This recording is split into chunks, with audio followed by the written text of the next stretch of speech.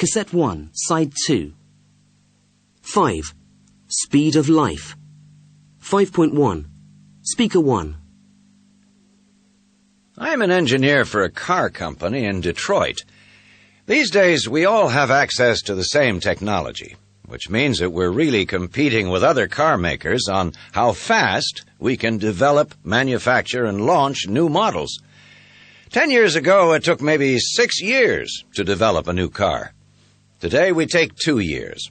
One day, it may be 6 months. I hope I'm not working here by then.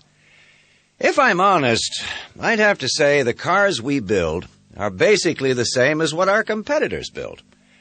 Frankly, you pay $20,000, you get pretty much the same family car, whether it's a Ford or a Renault. 2 things you can beat the competition on are little extras like electric mirrors on an economy model and delivery times. I mean, at Toyota, you can order your car on Monday, have it customized to your requirements, and drive it away on Friday. That's what I call added value. Speaker 2.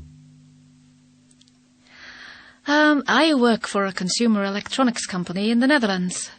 We make DVD players, digital video cameras, that kind of thing. I can tell you being a major player in this business simply depends on how fast you can innovate. Of course, if your researchers come up with a new idea, you know your competitors are going to steal it within 2 to 3 weeks, so you need a constant supply of new ideas. I've heard at Sony they develop 2 new products per working hour, which is just amazing. Obviously, Sony is a household name, and that's the other thing you can trade on in this business, your name. You'd be surprised how much more people will pay just to have the right name on their Walkman. Which, of course, is Sony, although I'm not supposed to say that. Speaker 3.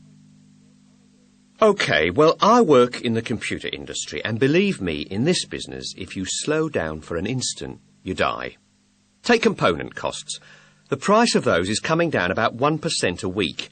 At the same time, the amount of information you can get on a microchip is going to double about every 18 months. So whatever you manufacture this week, someone will be able to do it better for less money next week. So you don't want product piling up in your warehouses. Take a company like Dell. Apparently, they completely turn around their entire stock every 5 days. Amazing! But that's what you have to do when you're selling products that are still developing to a market that's still developing using technology that's still developing, day by day.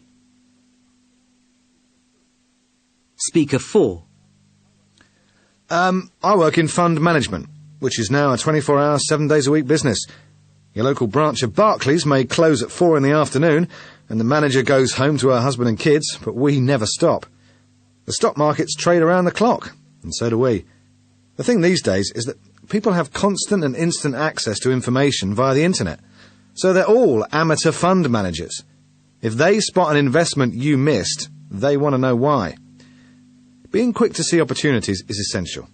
If you fail, the client will just take their business somewhere else.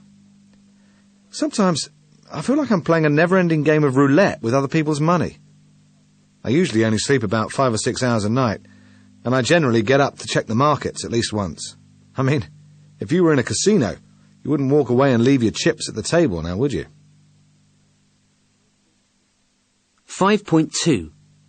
1. The first thing I do is make myself a nice gin and tonic. The second thing I do is make myself another. 2. If it's a warm evening, I usually go for a run after work. Otherwise, I'll go to the gym and work out for an hour or so. It helps me clear my mind and keeps me fit. 3. I always try to be home in time to tell my kids a bedtime story. I've got really good at it. I don't think there's a single storybook they haven't got.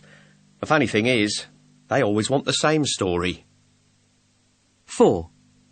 Drink, music, foot massage, if my husband's in the mood. 5.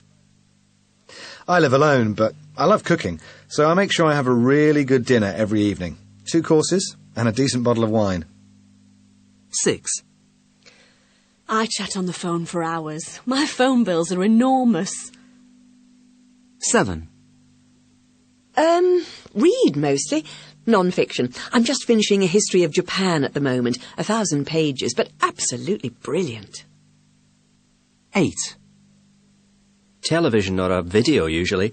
It's all rubbish, I know, but I can just let my mind switch off. 9. Go home, freshen up, and go out on the town. Not every night, obviously, but quite often. After a day of insanity, it's great just to relax with friends. 10. Never mind candlelit dinners. Try candlelit baths.